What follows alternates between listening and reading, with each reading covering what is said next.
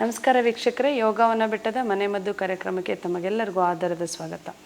ಇವತ್ತಿನ ಸಂಚಿಕೆಯಲ್ಲಿ vitamin E ಬಗ್ಗೆ ನಾವು ಮಾತನಾಡ್ತಾ ಹೋಗೋಣ. ವಿಟಮಿನ್ ಇ ಯಾವುದಕ್ಕೆಲ್ಲ ಅವಶ್ಯಕತೆ ಇದೆ, ವಿಟಮಿನ್ ಇ ಇಂದ ನಮಗೇನೆಲ್ಲ ಲಾಭಗಳಿದೆ ಮತ್ತು ವಿಟಮಿನ್ ಇ ಕೊರತೆಯಿಂದ ನಾವು ಏನನ್ನು ಸಮಸ್ಯೆಗಳನ್ನು ಎದುರಿಸಬೇಕಾಗತ್ತೆ ಅನ್ನೋದ್ರ ಬಗ್ಗೆ ಮಾತನಾಡ್ತಾ ಹೋಗೋಣ. ಹಾಗೆ ವಿಟಮಿನ್ ಇ ಇರ್ತಕ್ಕಂಥ ಆಹಾರಗಳನ್ನು ನಾವು ಯಾವುದರಲ್ಲಿ ಇದೆ ಅದನ್ನು ಹೇಗೆ ಸೇವನೆ ಮಾಡೋದು ಅನ್ನೋದ್ರ ಬಗ್ಗೆ ಕೂಡ ತಿಳ್ಕೊಳ್ತಾ ಹೋಗೋಣ.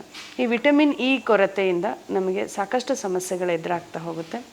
ಮುಖ್ಯವಾಗಿ ವಿಟಮಿನ್ ಇ ಉಪಯೋಗ ಅಂತ ಹೇಳಿದ್ರೆ ನಮ್ಮ ಚರ್ಮ ಮತ್ತು ಕೂದಲ ಆರೈಕೆಯನ್ನು ಹೆಚ್ಚಾಗಿ ನೋಡಿಕೊಳ್ಳುತ್ತೆ.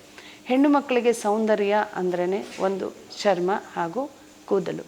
ಈ ತಲೆಯ ಕೂದಲು ತುಂಬ ಕಪ್ಪಾಗಿ ದಟ್ಟವಾಗಿ ಉದ್ದಾಗಿ ಇತ್ತಂದರೆ ಹೆಣ್ಣು ಮಕ್ಕಳಿಗೆ ಒಂದು ಸೌಂದರ್ಯ. ಮುಖದ ಚರ್ಮ ಕೂಡ ಕಾಂತಿಯುತವಾಗಿ ಯಾವುದೇ ಮೊಡವೆಗಳಿಲ್ಲದೆ, ಯಾವುದೇ ಸುಕ್ಕುಗಳು ಬರದೆ, ಕಲೆಗಳಿಲ್ಲದೆ ಇದ್ದಾಗ ಮುಖದಲ್ಲೂ ಕೂಡ ಸೌಂದರ್ಯ ಹೆಚ್ಚಿಗೆಯನ್ನು ನೋಡ್ಬೋದು.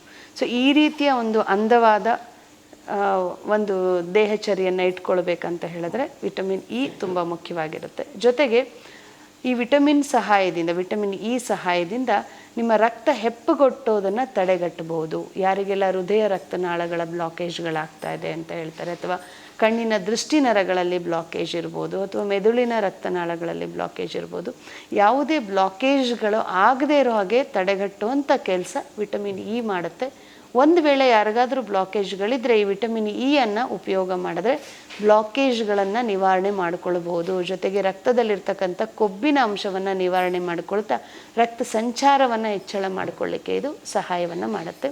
ಅದೇ ರೀತಿಯಾಗಿ ನಮ್ಮ ದೇಹದ ಪ್ರತಿಯೊಂದು ಅಂಗಾಂಗಗಳು ತನ್ನ ಕಾರ್ಯವನ್ನು ನಿರ್ವಹಿಸಬೇಕು, ಶಕ್ತಿಯಾಗಿ ಇರಬೇಕು ಅಂತ ಹೇಳಿದ್ರೆ ಅದಕ್ಕೆ ಜೀವಕೋಶಗಳು ಸಹಾಯ ತುಂಬ ಅತಿ ಮುಖ್ಯವಾಗಿರುತ್ತೆ.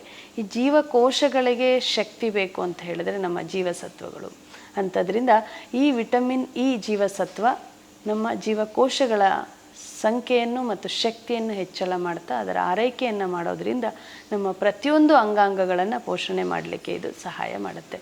ಇಂಥ ಒಂದು ವಿಟಮಿನ್ ಇ ಅನ್ನು ನಾವು ಪ್ರತಿನಿತ್ಯ ಸೇವಿಸ್ತಾ ಬಂದರೆ ಯಾವುದೇ ಚರ್ಮದ ಕಲೆಗಳಾಗಲಿ, ಮೊಡವೆಗಳಾಗಲಿ, ಗುಳ್ಳೆಗಳಾಗಲಿ ಅಥವಾ ಸುಕ್ಕುಗಟ್ಟೋದಾಗಲಿ, ವಯಸ್ಸು ಆಗಿದೆ ಅನ್ನೋ ರೀತಿಯ ನಮ್ಮ ಚರ್ಮ ಕಾಣೋದಾಗಲಿ ಇರೋದಿಲ್ಲ. ಚಿರ ಯೌವನವನ್ನು ಕಾಪಾಡ್ಕೊಳ್ಬೇಕಂತ ಹೇಳಿದರೆ ಈ ವಿಟಮಿನ್ ಇ ಅನ್ನು ನಾವು ಪ್ರತಿನಿತ್ಯ ಮಿತವಾಗಿ ಸೇವನೆ ಮಾಡ್ತಾ ಹೋಗಬೇಕಾಗತ್ತೆ. ಹಾಗಾದರೆ ಈ ವಿಟಮಿನ್ ಇ ಸತ್ವ ಯಾವೆಲ್ಲ ಅಂಶಗಳಲ್ಲಿದೆ ಅಂತ ನೋಡ್ತಾ ಹೋಗೋಣ. ಆ ಅಂಶಗಳನ್ನು ನೀವು ನೋಟ್ ಮಾಡ್ಕೊಳ್ಳಿ. ಅಂಥ ಆಹಾರ ಪದ್ಧತಿಯನ್ನು ನೀವು ಪ್ರತಿನಿತ್ಯ ಅಳವಡಿಸ್ಕೊಳ್ತಾ ಬಂದರೆ ಸಾಕಷ್ಟು ಲಾಭವನ್ನು ನೀವು ಕಾಣ್ತಾ ಹೋಗ್ತೀರಾ. ವಿಟಮಿನ್ ಇ ಆಹಾರಗಳು: ಸೂರ್ಯಕಾಂತಿ ಬೀಜ, ಬಾದಾಮಿ, ಕಡಲೆಕಾಯಿ, ಕುಂಬಳಕಾಯಿ, ಗೋಡಂಬಿ ಬೀಜ, ಸೊಪ್ಪುಗಳು, ಹಸಿರು ಸೊಪ್ಪುಗಳು, ಬ್ರಕೋಲಿ, ಶತಾವರಿ, ಬೂದುಕುಂಬಳಕಾಯಿ, ಅವಕಾಡ, ಸಪೋಟ, ಹಾಗೆ ಕಿವಿ ಫ್ರೂಟ್ಸ್ ಮತ್ತು ಮಾವಿನ ಹಣ್ಣುಗಳು, ಹಾಗೆ ಬೆರೀಸ್ಗಳು.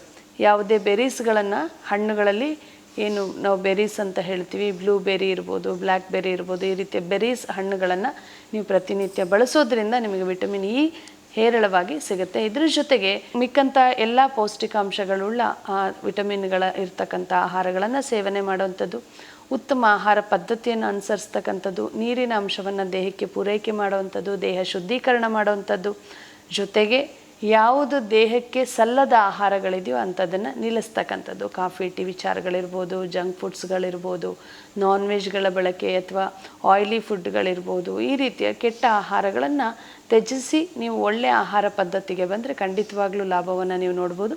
ಇನ್ನು ಹೆಚ್ಚಿನ ಮಾಹಿತಿಗಳನ್ನು ಇದೇ ರೀತಿ ತಿಳಿತಾ ಹೋಗೋಣ. ಅಲ್ಲಿವರೆಗೂ ನಮಸ್ಕಾರ.